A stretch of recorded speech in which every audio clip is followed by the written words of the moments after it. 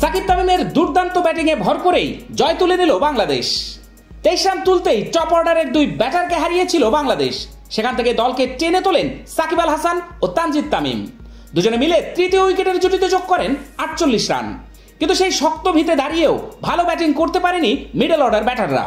শেষ পর্যন্ত সাকিবের অপরাজিত 50-তে 150 ছাড়ানো সংগ্রহ পায় বাংলাদেশ। আজ কিংস্টনে টস হেরে আগে ব্যাট করতে নেমে নির্ধারিত 20 ওভারে 5 উইকেট হারিয়ে 159 রান করেছিল বাংলাদেশ। দলের হয়ে সর্বোচ্চ অপরাজিত 64 রান করেছিলেন সাকিব। তাছাড়া 35 রান এসেছে তানজিদ তামিমের ব্যাট থেকে। টস জিতে শুরুতে বোলিং করার সিদ্ধান্ত নেন ডাচ অধিনায়ক স্কট এডওয়ার্ডস। ম্যাচ শুরু হয় নির্ধারিত সময়ের থেকে 15 মিনিট দেরিতে, অর্থাৎ স্থানীয় সময় সকাল 10:45 মিনিটে আর বাংলাদেশ সময় রাত 8:45 মিনিটে।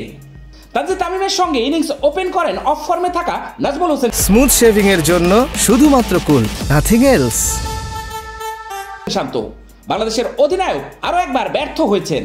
4 নম্বর 3 নম্বর পজিশন কিংবা ওপেনিং সব জায়গায় তাকে দিয়ে চেষ্টা করেছে টিম ম্যানেজমেন্ট, তবে কিছুতেই যেন ব্যর্থতার বৃত্ত ভাঙতে পারছেন না শান্ত। আজ ইনিংসের দ্বিতীয় ওভারে সাজঘরে ফিরেছেন তিনি। আরিয়ান দত্তের করা অফ স্টাম্পের অনেক বাইরের বলে রিভার্স সুইপ করে স্লিপে ক্যাচ দিয়েছেন শান্ত। একজন ওপেনারের এমন শর্ট সিলেকশন বেশ দৃষ্টিকটু।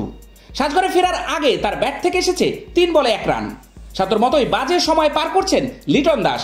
আজকের ম্যাচেও যেন শান্তকেই অনুসরণ করলেন তিনি নেমে করেছেন 2 বলে 1 রান। ইনিংসের চতুর্থ ওভারের প্রথম বলে আরিয়ানকে স্লগ সুইপ করতে গিয়ে স্কয়ার লেগে ক্যাচ দিয়েছেন লিটন। দুই অভিজ্ঞ ব্যাটার শুরুতেই ফিরলেও আজ দলের হাল ধরেছেন তানজিদ তামিম। এই তরুণ ওপেনারের সঙ্গে যোগ দিয়েছিলেন সাকিব আল হাসান। তিনি দিন শুরু থেকেই আক্রমণাত্মক খেলেছেন। তাদের দুজনের সাবলীল ব্যাটিংয়ে প্রথম পাওয়ার প্লেতে 2 উইকেট হারিয়ে 54 রান তুলে বাংলাদেশ। পাওয়ার প্লে শেষে আর সুবিধা করতে পারেনি তানজিদ তামিম।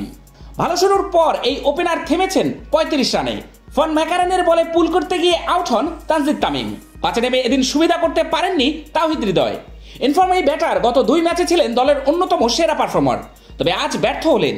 উইকেটে এসে শুরু থেকেই বেশ ভুগছিলেন। শেষ পর্যন্ত তাকে মুক্তি দিয়েছেন টিম প্রিন্সল। এই স্পিনারের বলে সাজঘরে ফেরার আগে তার ব্যাট থেকে এসেছে 15 বলে 9 রান। হৃদয়ের পর মাহমুদুল্লাহ উইকেটে এসে রান পেতে বেশ ভুগেছেন। শেষ পর্যন্ত 2-4 ও 2-6-এ 21 বলে 25 রান করেছেন তিনি।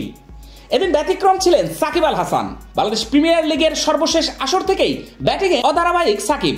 চলমান বিশ্বকাপের প্রথম 2 ম্যাচেও রান পাননি, আর তাতে সমালোচনাও শুরু হয়ে গিয়েছিল। অবশেষে রানে ফিরলেন এই অভিজ্ঞ ব্যাটার। আজ পেয়েছেন 50-র দেখাও। ডাচদের বিপক্ষে 38 বলে 50 করেছেন তিনি।